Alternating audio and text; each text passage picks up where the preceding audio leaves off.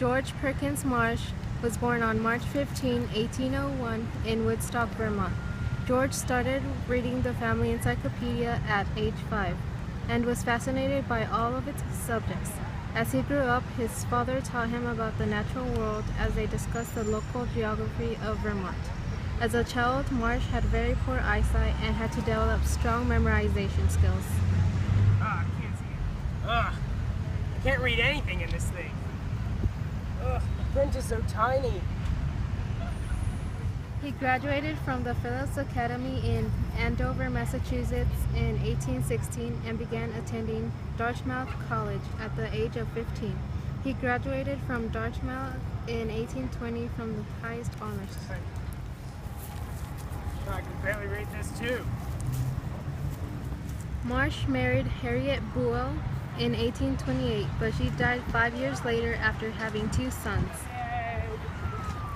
In 1839 to Caroline Crane, who shared his intellectual artistic interests and also influenced Marsh to the early feminist cause. Throughout his life, Marsh had many careers, including a lawyer, newspaper editor, congressman, and diplomat to Turkey. He spoke 20 languages. In the Middle East, he became interested in camels and was convinced that camels would be able to live in American deserts as a source of transportation or be used by the army for wars. Congress actually ordered 74 camels to be shipped to Texas in 1856.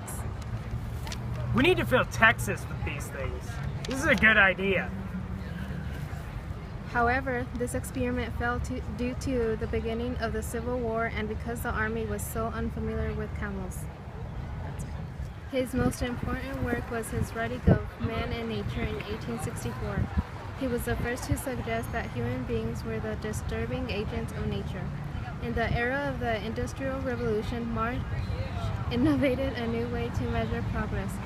While acknowledging the need for human use of the natural environment, Marsh used his writing to challenge Americans to reconsider their misuse and mismanagement of their natural land.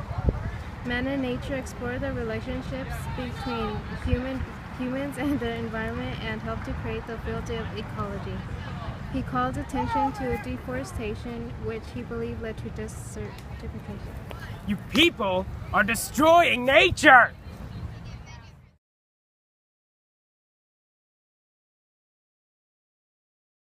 He also helped in the creation of Adirondack Park, a national park in New York that is larger than Yellowstone and Yosemite. Yosemite and Yellowstone got nothing on this. Look at this park. This is a fantastic park.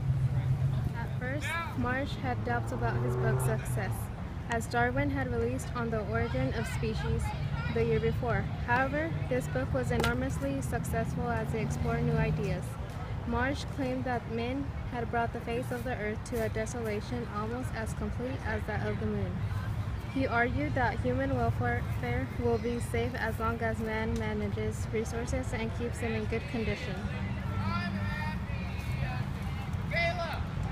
Welfare of future generations depends on resource management. Resource scarcity is a result of unreasonable human action rather than being determined by nature. His book is still relevant today and has inspired the Arbor Day movement, which encourages people to plant, nurture, and celebrate trees. His work also led to the establishment of forest reserves and the national forest system.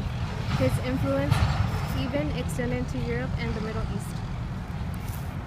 Keep on marching, environmentalists. Marsh out.